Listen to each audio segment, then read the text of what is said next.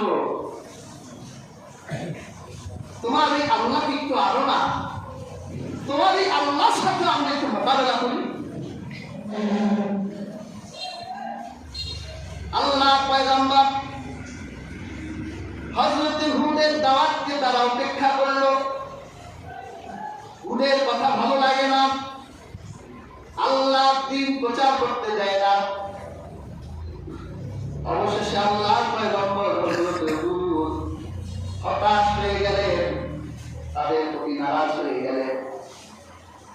হযরত হুদ বলল, ওরে আদ জাতিরা, তোমরা যখন আমার কথা শুনলেই না, তোমাদের এই মরুভূমিতে সবুজ শ্যামলিমা আর ফসল দেখে তোমরা বাহাদুরি করো, তোমাদের খাদ্যের অভাব নাই, বাহাদুরি করো, তাহলে তোমরা অপেক্ষা করো, আল্লাহ পাক তোমাদের জন্য আযাব দিবেন।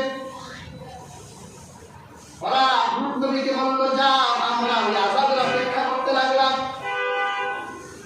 আল্লাহ পাক আকাশের বৃষ্টি বন্ধ করে দিলেন। একদিন, 2 দিন নয়, 1 মাস 2 মাস নয়, 3 বছর তাদের বৃষ্টি হলো না। কয় বছর? 3 বছর তাদের বৃষ্টি হলো না।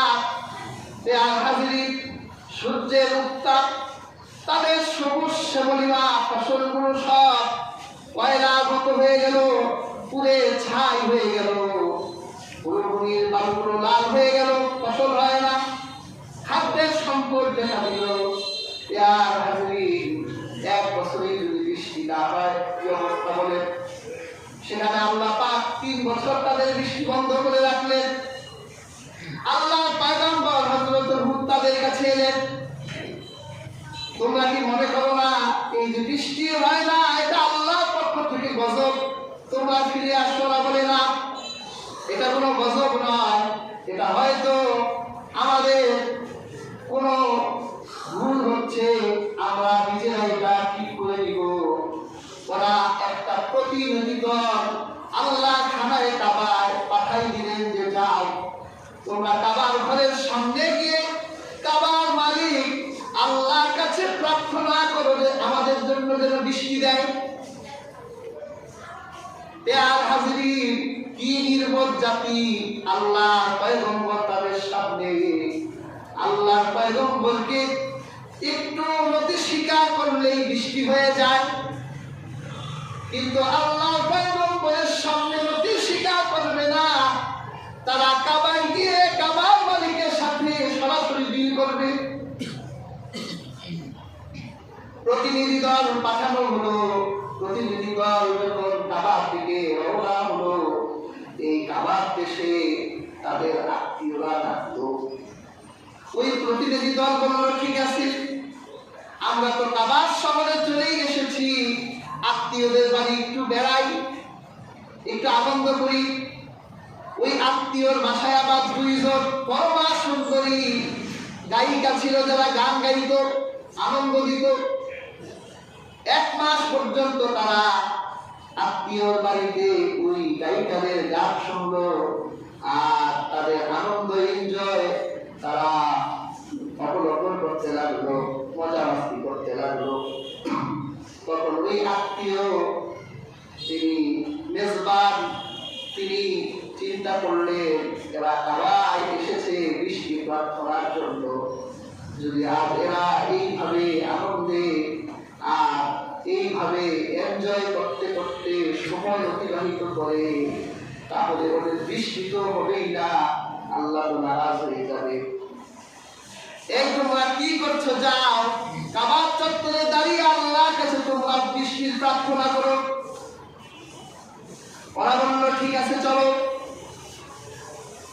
ওই প্রতিনিধি দল আল্লাহর খানায় কাবার সামনে দাঁড়িয়ে, তাদের মধ্যে যিনি প্রধান ছিল 2 হাত তুলে আবার মালিক আল্লাহকে ডেকে বলল, আল্লাহ, 3 বছর হয়ে গেল আমাদের আজ জাতির উপর বৃষ্টি হয় না, তুমি আমাদের জন্য রাজি হয়ে যাও, আর তুমি কাবার মালিক আমাদের জন্য একটু বৃষ্টির ব্যবস্থা করে দাও। আল্লাহ পাক 3টা বৃষ্টিপাত, 3টা মেঘ পাঠালেন। ওই মেঘের ভিতর থেকে আওয়াজ এলো।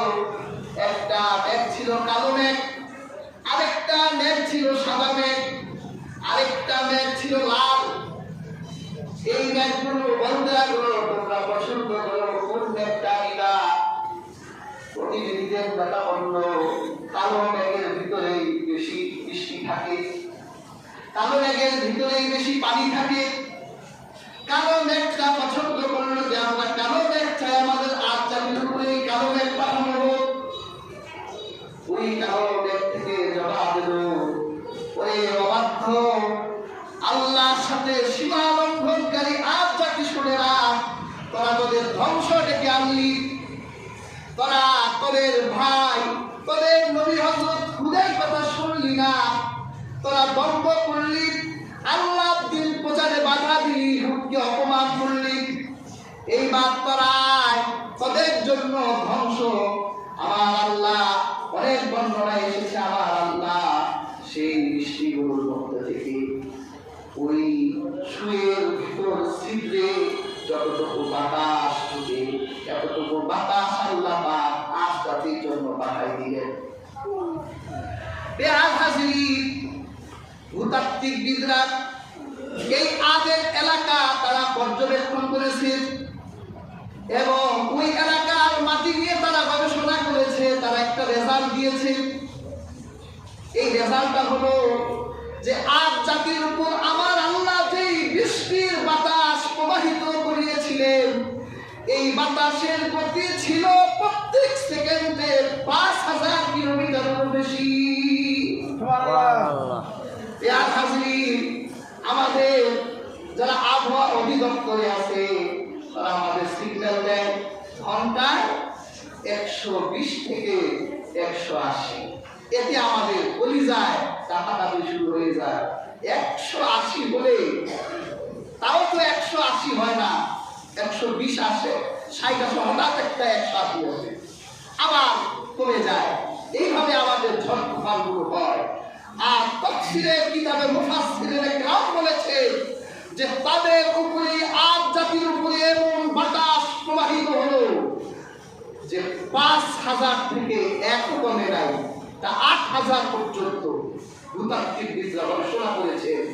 আর আব্দুল্লাহ বিন আব্বাস সহ ইতিহাসের গ্রন্থে এসেছে যে কোনো উটকে মাল বুঝাই করে দেবার পর যদি ওই বাতাসে রাখা হতো, এক মুহূর্তের ভিতরে মালবাহী উটকে আকাশে উড়াই নিয়ে যেত। ঘুড়ি যেভাবে আকাশে উড়ে, এইভাবে মালবাহী উটকে আকাশে উড়াই দেওয়া হতো। আল্লাহ পাক এইরকম গজব নাযিল করলো আদ জাতির উপর। তাদের শক্তির দম্ভ শেষ হয়ে গেল, মুহূর্তের ভিতরে অসহায় হয়ে গেল। বাঁচবার জন্য ডান বাম উপর নিচে সব দিকে দৌড়াতে লাগলো। যেই দিকে যায় সেই দিকে বাতাস আর আকাশ থেকে তাদের উপর পাথর নিক্ষেপ হতে লাগলো। মুহূর্তের ভিতরে শক্তিশালী এই মহাপরাক্রমশালী এই জাতিগুলো মুহূর্তের ভিতর ধ্বংস হয়ে গেল। আল্লাহ পাক কেন এই ঘটনার বিবরণ আমাদের শোনালেন? এই জন্য শোনালেন যে তোমাদের কাছে যখন কোন নবী রাসূল ওই জাতির কাছে গিয়েছিল, আর নবী রাসূলের দাওয়াতি মিশনকে যারা বাধা দিয়েছিল, তাদের জন্য আল্লাহ এই শাস্তির ব্যবস্থা রেখেছে।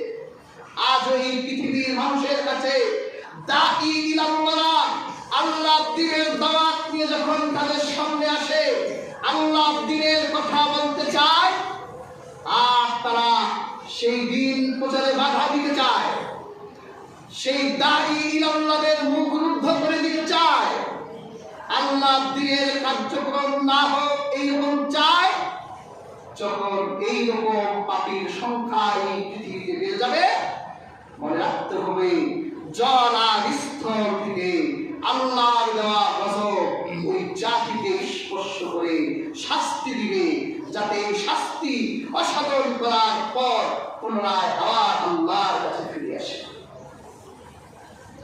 প্রিয় হাজরিন, জলস্থলের প্রকাশিত এই আযাব আর গজবের আরেকটা একটি কারণ বলে শেষ করছি, সেটা হলো এই পৃথিবীতে যখন পাপের প্রসার ঘটবে, ম্যাক্সিমাম মানুষ যখন পাপের সাথে যুক্ত হয়ে যাবে, যখন পাপ অবাধ্যতা তাদের অভ্যাসে পরিণত হবে, তখনই আল্লাহ পাক ওই জাতিকে